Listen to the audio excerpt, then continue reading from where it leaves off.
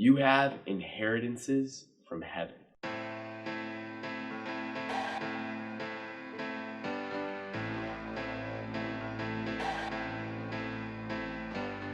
Isaiah 49 verse 8 says, "In the time of my favor I will answer you, and in the day of salvation I will help you.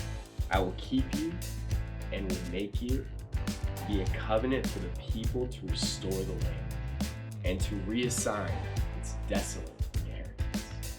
Make no mistake, my friends, you have been called for such a time as this. Becoming a Christian is not simply about going to church on Sundays and then saying your prayers once a week. It's actually a lifestyle. It's a pursuit with a relationship with the one who's called you. It's a relationship with Him. Have you ever been to a leadership seminar, or maybe even at church you've heard maybe the pastor or speaker say, you are the sum total of the 5 people that you hang out with? It could be 10, but you basically get the idea. Your life is the sum total of the people you surround yourself with. If you surround yourself with negative people who are always down and angry at life and they see the glass half empty, well, it's very possible, and statistics actually prove this, that you're actually going to start taking on that worldview. But if you surround yourself with people who are inspiring, that are full of life, that actually believe that tomorrow is going to be a better day, you may actually start taking that mentality on yourself. Did you know it's actually the same way when you actually spend time with God?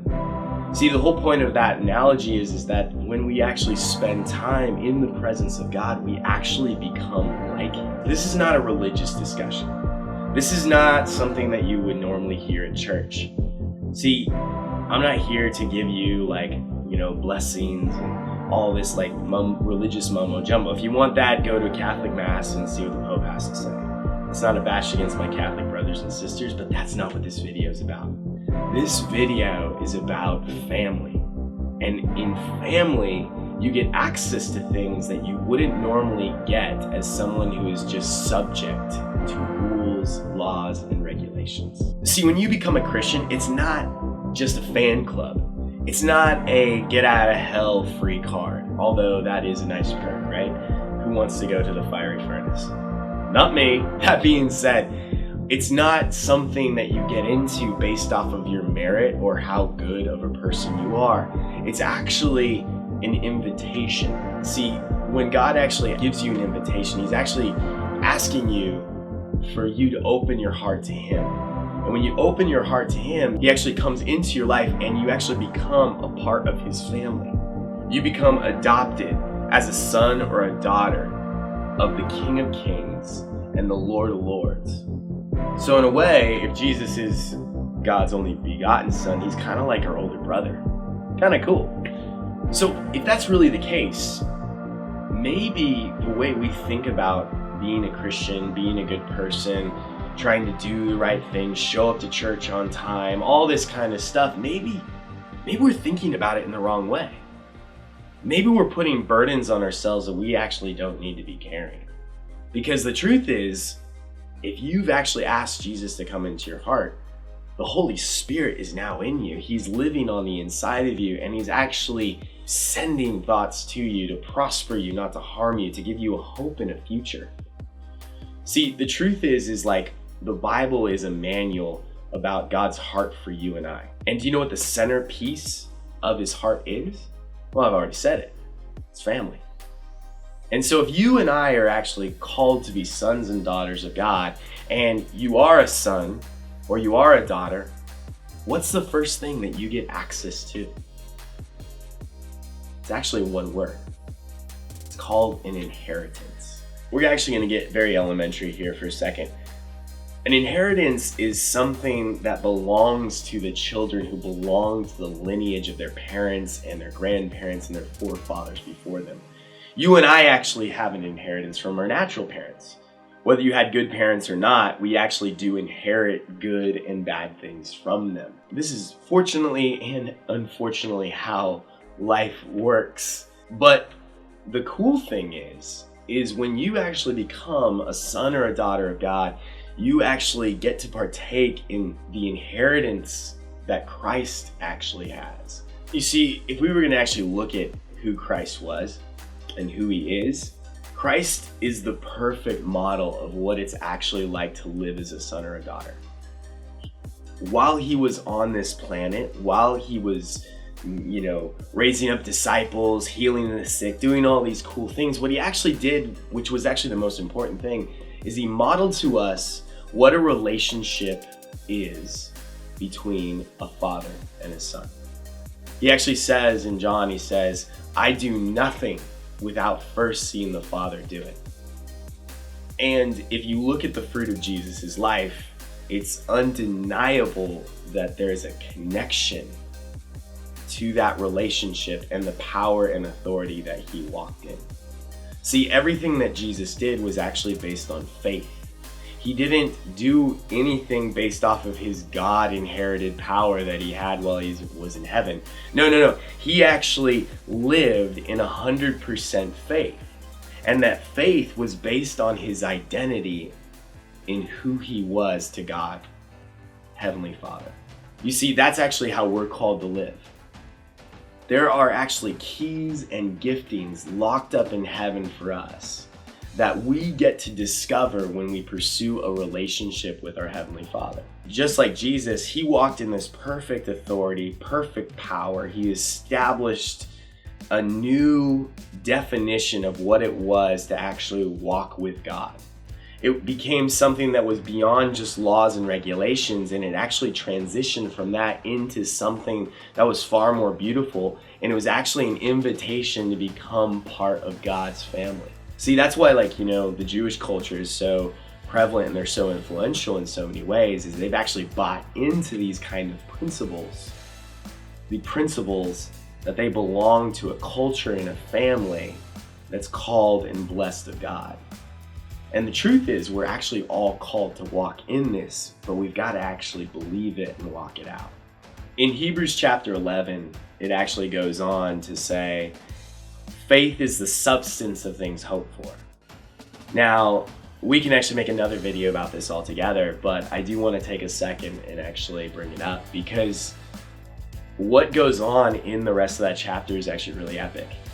What they continue to do in that chapter is they bring up examples. The author brings up examples of, by faith, Abraham sacrificed Isaac, believing that God would resurrect him. By faith, David slew a giant. By faith, by faith, by faith. And it just continues to go on and on of all these heroes in the Bible and how they became heroes because of their faith. Well, what's interesting is if you actually keep reading that chapter, towards the end of it, there's actually this certain segment where it actually talks about people who believed and yet did not receive the promises of God. Now, in a way, this might sound a little tragic, but it actually isn't, because that's actually how I used to think of it. I used to think, oh man, that sucks. What if I believe for something and actually don't get it? But I don't really believe what that's actually saying. What it's actually saying is that there's actually callings, there's giftings, there's talents, there's abilities that God actually has tucked away in heaven that actually other people from previous generations have actually worked for. And whether their life was cut short, unfortunately, maybe they fell into sin, maybe, just life happens, or maybe the calling was so big they couldn't complete it within their lifetime. Because of their faithfulness, you and I can actually access those things. And the reason is because they're part of our family. See, our spiritual brothers and sisters, our forefathers in the faith, have actually done things by faith and actually moved things and opened doors that you and I could never even dream possible. And through Jesus, there's still things that are unfinished and untapped that God still has the intention of releasing heaven into. See, the truth is the inheritances that are for you and on your life today are actually seeds to unlock your calling for tomorrow. So the big question is, how do you tap into these inheritances? Let me elaborate.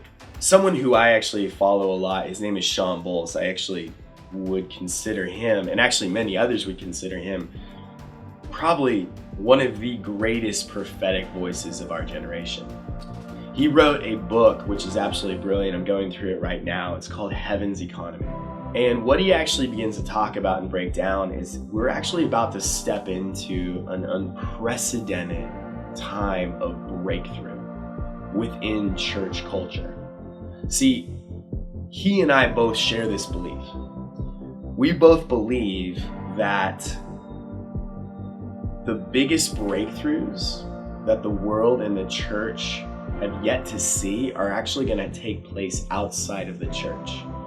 Meaning God wants to raise up sons and daughters who are called by him to unleash breakthroughs in every facet, in every corner, in every level of society. And there's many of you who are watching this right now who may have a ministry calling on your life and you think it's supposed to be in church. But can I tell you, my friends, you may be called to something much bigger. And that's not to discredit or take away from anyone who's called to church ministry. It is absolutely vital and such a cornerstone of what God is going to do in this next phase, in this next season. With that being said, some of you are going to be called into the business world. And God's going to give you incredible insight and incredible wisdom. And he's going to give you an ability to actually create massive amounts of wealth. And actually not only create the wealth, but actually steward it in an amazing way that's going to be a blessing. Because what God's going to do in your heart is your heart's not simply going to be about making money. It's actually going to be about building the kingdom. And it's not going to be something where you're actually being on the sidelines and just giving to the church and giving ministry. I believe there's going to be people that God wants to raise up, Christian businessmen and women who actually want to be involved, and they're actually going to get their hands dirty, and they're actually going to see miracles take place in their workplace, in their businesses, in their philanthropy. All the things that they're involved with, they're actually going to be involved, because that's what faith is. You're going to be someone who has the ability to create wealth, and you're going to be willing to put it all on the line for the glory of the kingdom, because you see the inheritance that God has for you that's laced in with future sons and daughters who God wants to bring into his family. There's those of you who are going to step into science.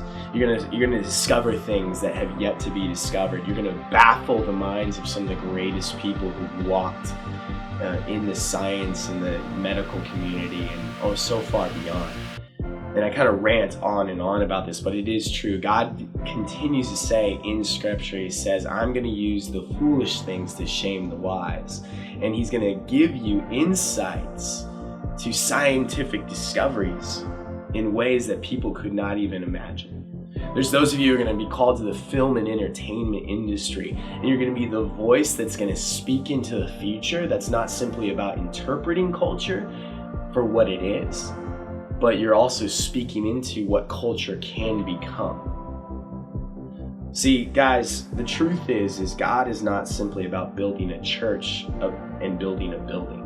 Buildings are awesome. I love buildings. I think we should have multiple church buildings and all that kind of stuff. But if it was just going to stop there, I think God would actually be a little disappointed, because the truth is, church is not a building. Sure, we meet in buildings, but the truth is, church is a people. And you and I are part of this church. And God's not going to stop until every single son and daughter of his steps into who they are called to be. And you recognize who you are. Because God actually says in his word, he says, the words that I'm giving you, the promises that I'm giving to you, they will come to completion. So if you're actually seeing God work in your life, be encouraged, because that small work, it may seem so small and so menial. It could be the smallest little conversation or the smallest little event, but you see God's hand in it. Keep praying on that. Keep seeking the Lord, because that's going to grow and that's going to flourish into a mountain of miracles. So here's the kicker with all this. Sounds awesome, right? Here's the thing. To engage with this is yours and my choice. God is actually going to do this through his people, whether we choose to participate or not. God is going to build his church. God is going to expand his kingdom, and he's looking, his spirit is searching through this generation for people who are willing to lay their lives down for him. It's going to be a wild adventure. It's not going to be easy. It's not going to be something that's going to even happen overnight every time. But I will tell you this, if there are going to be amazing miracles, and there are going to be amazing breakthroughs, and there are going to be people, because they are faithful in hearing God's voice, God is actually going to speak through them. And actually, he's going to open doors that would have previously taken 20 years is going to take 20 seconds for them, because they're willing to hear the voice of God. So the question is, my friend, are you willing to spend that time? Will you take the leap? Tell me exactly what God's sharing in your life, what he's putting on your heart to do. Don't try to throw away what he's saying, no matter how small it may seem. He could be calling you to sweep some floors. He could call you to go pray for your friend. Be faithful with it. Continue to seek God's voice. Continue to press into his presence, because I promise you this, there's a kingdom on the other side of your faithfulness that God wants to partner with you to build it. Will you build it with him? If you are, comment below, connect with me. I'd love to connect more and see how things are going, see how I can actually be praying with you. If you want to see more videos like this, be sure to subscribe and hit that bell button so that way you get some notifications. And I can't wait to share more videos like this. I hope this inspires you. I hope it instills a faith in you. Continue to seek God, because what I am actually saying is just the tip of the iceberg of what the Holy Spirit has for you. Be blessed, my friends. This is Jensen. Look forward to talking soon.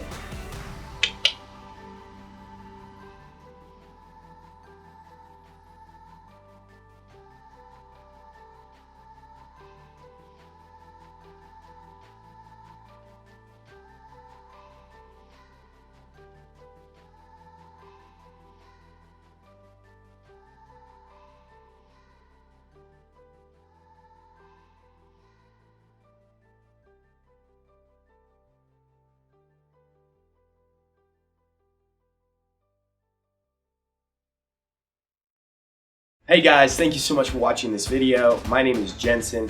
If you guys like more videos like this, again, be sure to comment below. I think that's actually honestly the most important thing. We don't do anything without engaging with each other. Everything on the internet is about people. It's not a way to isolate. So be sure to comment below. I'd love to connect with you. I do try to actually respond to all my comments. If you need any prayer, I consider it a privilege to be praying for you. On this channel, I talk about my passions, things that I get excited about, which include, like this video, faith. I love sharing my faith in real, practical ways. I love talking about film. I'm a videographer, and I love to create stories. And I even like business, because I work with a lot of business people in the community who want to take their businesses to the next level and spread their message to the world. So I'm super excited about those kind of things. So with that being said, again, please subscribe, make sure you comment. I want to connect with you, and if there's anything you need prayer for, be sure to send that in the comments below, and I look forward to connecting with you soon. Take care.